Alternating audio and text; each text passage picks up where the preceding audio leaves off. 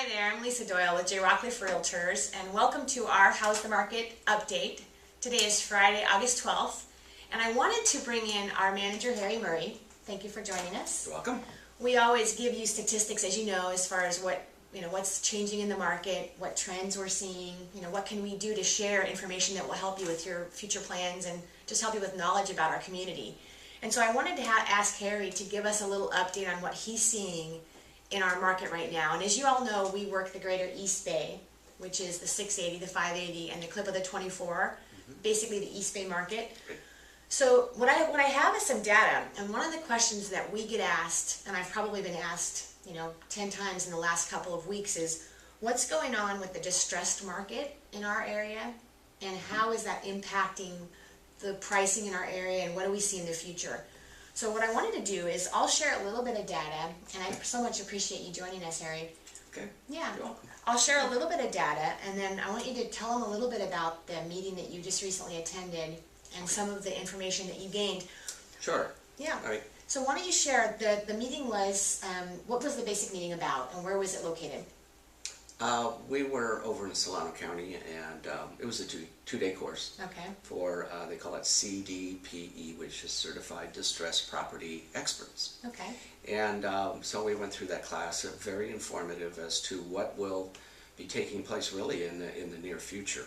And they talked about the recasting or resetting of interest rates on the old ARM loans that they did back in 2005 to 2008. Right. They're all set, not all, but a lot of them are set to reset 5 years from the date that they signed the original note.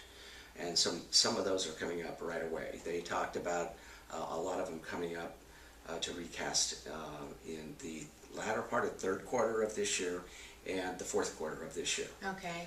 So if someone's anticipating making a move and selling their home, knowing that now would definitely be a plus. What that means is that I guess we would potentially see more short sales hitting our market, maybe bank owns, but probably more short sales next year. Short sales first quarter, second quarter of next year is going to increase, we believe, based on that recasting. Really what it means on the recasting is they might have had an interest rate on their original loan that was 1.8% interest, and now it's going to go up to 4.8%. And that means their payment might go up double or triple in that case. And a lot of them just can't do that. They can't afford it.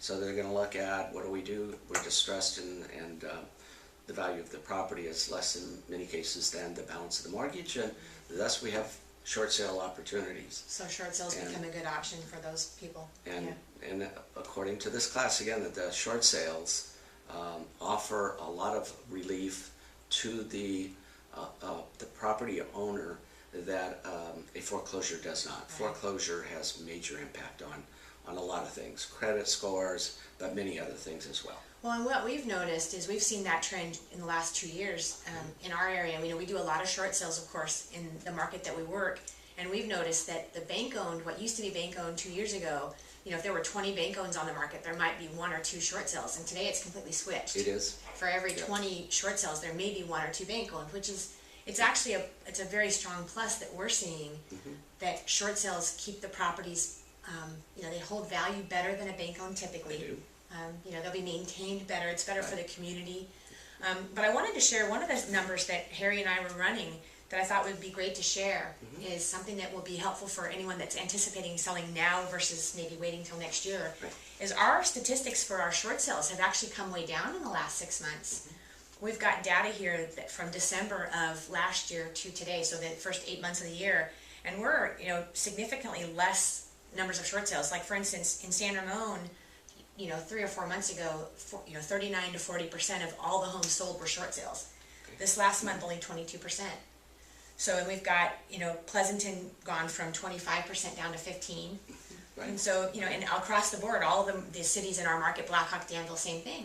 So, I guess the biggest message that we can send to the consumers and our clients is, if they're considering a move at this time, that distressed market is actually lower than it has been. And the likelihood that we may see an increase in that over the coming months is possible. I think it is. Yeah. I think we're going to see more. This is just a lull. The banks Yeah. are not moving very fast to want to take possession of any of their properties. So Right.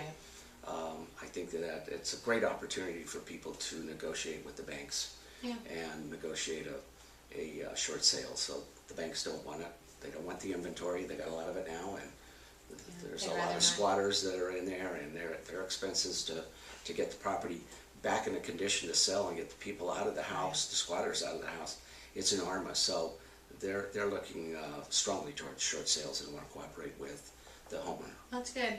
Well, definitely, if you have any questions about short sales, if you're considering doing that yourself, we always want to offer our service because Greg and I have, helped local families with short sales for many years, and we can answer your questions. So give me a call. Thank you so much for watching, and thank you, Harry, for You're helping welcome, me Lisa.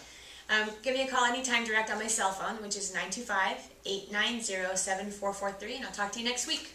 Bye.